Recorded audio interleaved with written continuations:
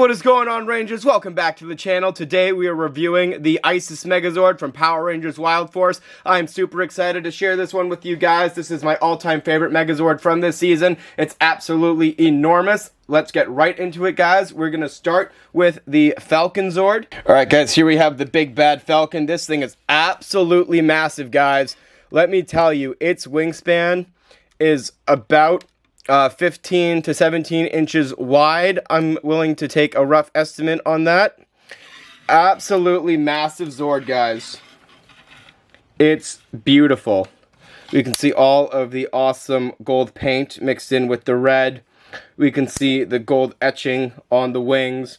I got this secondhand. Unfortunately, one of its feathers is missing, guys. That's what happens when you buy a secondhand. But I got this thing as affordable as I could off eBay. This figure does go for quite the pretty penny. I'm sure some of you avid collectors know that this is a very sought after figure.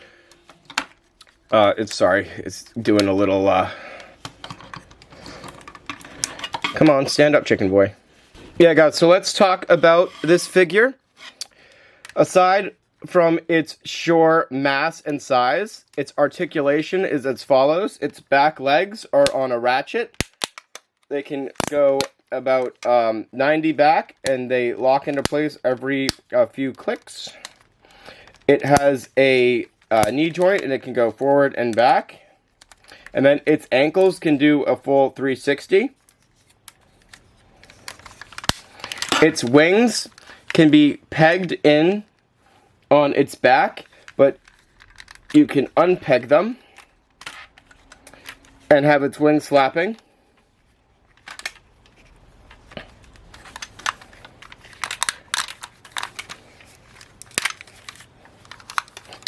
And its mouth will open and close. Absolutely beautiful Zord. Its back tail feathers will also ratchet.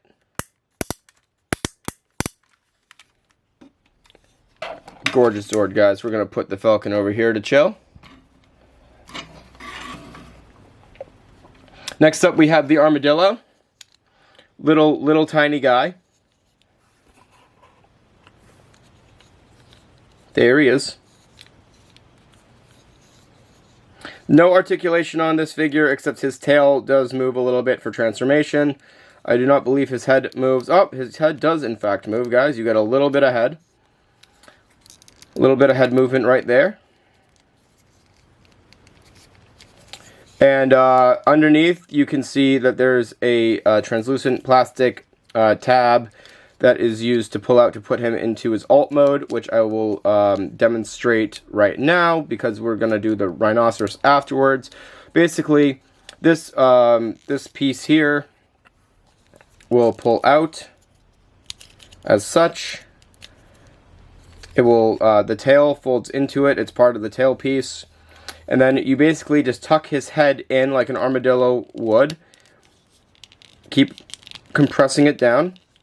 And this back piece here will tab in right there. And you get the little sphere. And you can roll him around. He rolls relatively well. Well, as well as it could. There he goes. Put him off to the side because we're going to talk about the Rhino Zord next. Rhino Wild Zord. Big, tanky Zord, just like the Bison Zord. It's very, very weighty. There's a lot of die cast in this guy. Also, if you rangers or collectors know how to polish up die cast metal, comment below because my die cast is looking a little rough, a little tarnished. So if you guys know a great way to polish this stuff up, let me know. Articulation on the Rhino, his mouth opens and closes. You can get a little bit of movement in the front legs, but not too much due to transformation. Back legs can really, there's no articulation in them in robot mode. I'm sorry, in Rhino mode, because it's part of the transformation. But overall, really cool gold etching. Again, we're seeing the gimmick with this is if you press down on his horn here, the back horn, His front horn will shoot forward. It's spring-loaded. And the gimmick that they did in the show was the Rhino could push the Armadillo with the horn. So let's get that set up to show you guys. If I can get the Armadillo to balance, he'll come right up behind and push. So that's fun. Next up, we'll do the Giraffe, one of the taller Wild Zords. I will note that if you get this Megazord secondhand, to please make sure that they include this piece. This is the cover that goes over the Giraffe's face when it goes into spear mode. So make sure this is included. Let's talk about the Giraffe. Beautiful die-cast metal legs. Articulation, the tail will move. The front legs can go to meet the back legs, and then they get blocked. Same thing, it'll go until it hits the back leg. And then there is knee movement here, and it's on a ratchet. Every so often it will hit a locking point. Tucks in for transformation. So you can get this guy into some cool poses, not that he will stand up like that. But you can have some posability with him. On the back legs, it's pretty much the same.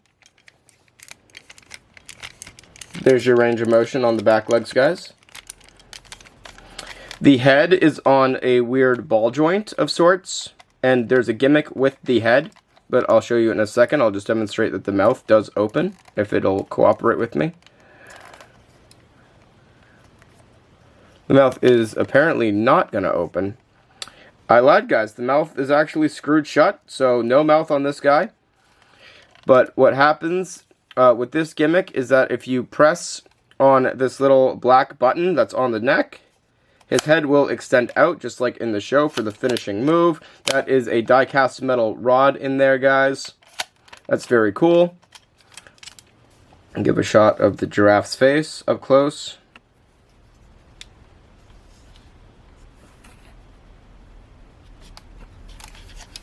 See all of the etching and engraving on the sculpt. Very cool Zord, guys.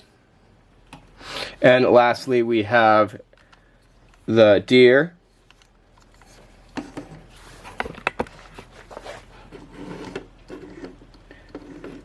The deer pretty much shares the similar articulation to the giraffe.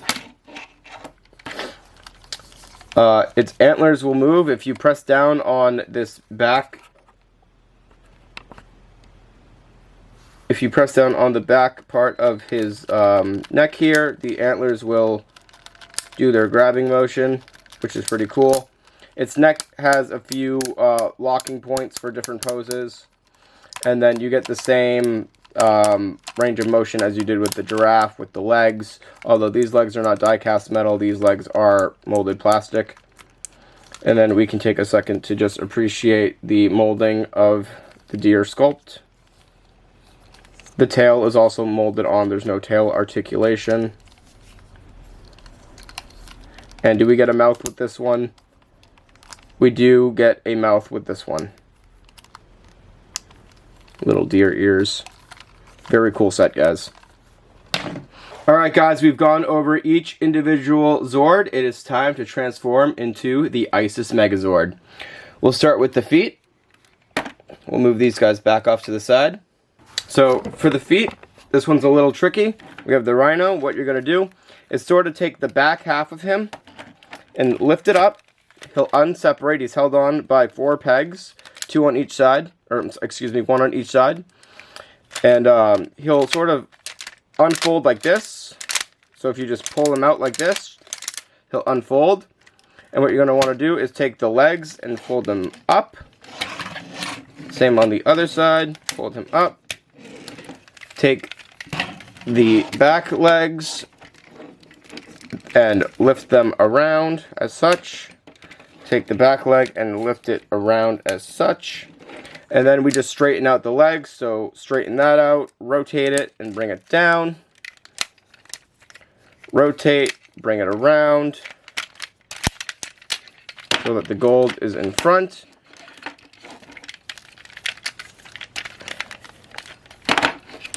Alright, we have our legs all set to go.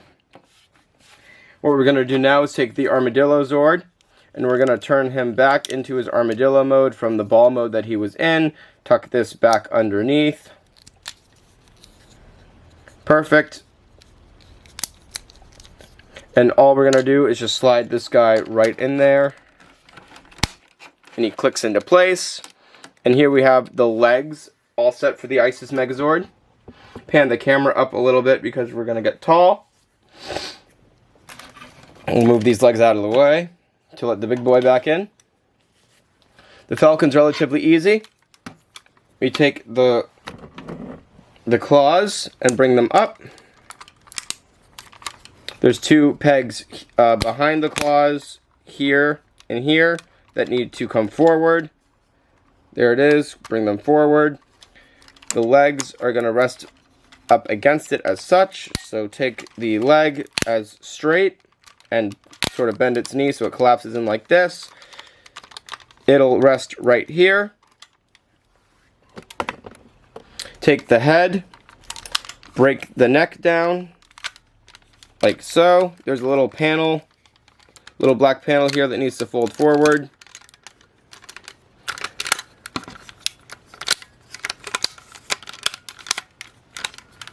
As such.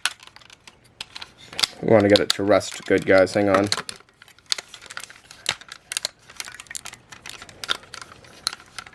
Alright. That's down. That's forward. We come in here. We take the head of the Megazord, and it kind of just pulls out and back. The face will fold down. Pull this back. Then we can pull the head back up.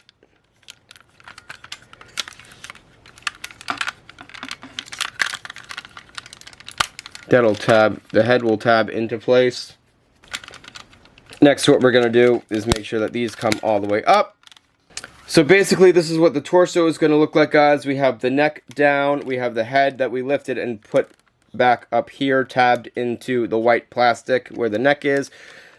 The legs have been folded back, the knees folded into the thighs, and the talons facing forward. Now we can tab it into the legs. Make sure that you give yourself some clearance by lifting this tail, and that'll tab right into here.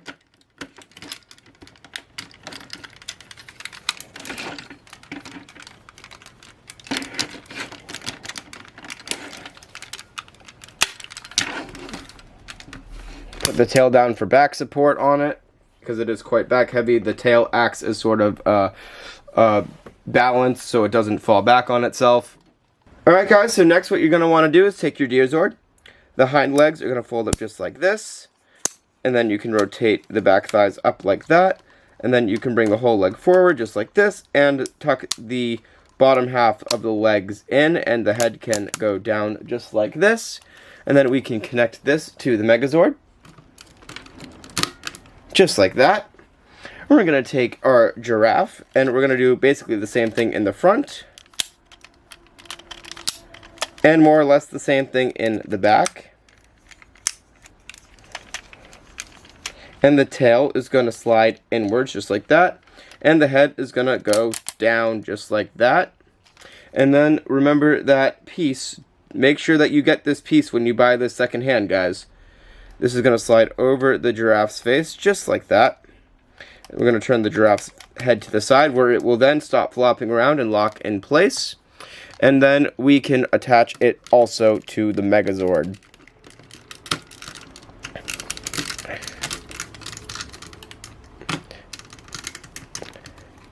And there we have it, guys.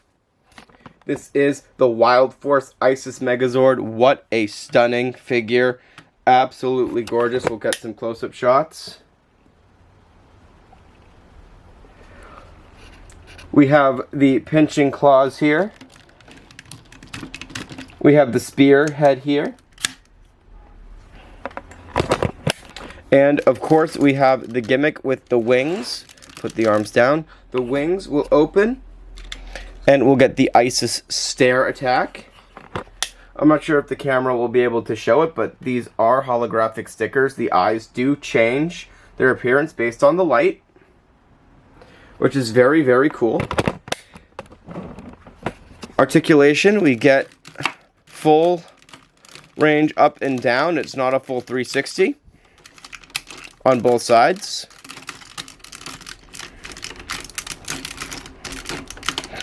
And then there's no leg articulation, unfortunately.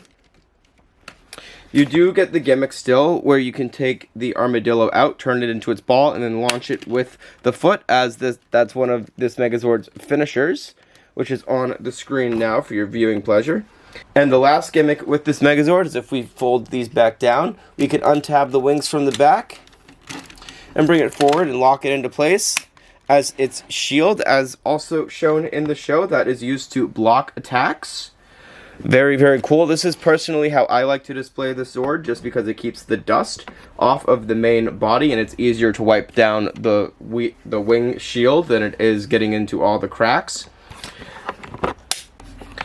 It would look better if mine didn't have a feather chipped off, but that is how I acquired it, guys. Again, get the best ones you can when buying secondhand. Sometimes they're slightly damaged, but if they come up at a good price, I would say grab them. Do just ask about other condition issues that might not be apparent at the time, such as connection clips, any loose accessories, stuff like that. Overall, I love this figure. I'm very happy that I managed to get this one for my collection. I am a Wild Force fan. It's a great figure to have on display. And with all of that being said, guys, thank you so much for tuning in for yet another Power Rangers Megazord review. There's a lot more reviews on the way, so make sure that you hit that subscribe button, click that bell so you always get notified and up to date with all of my releases. I will see all of you Rangers in the next video.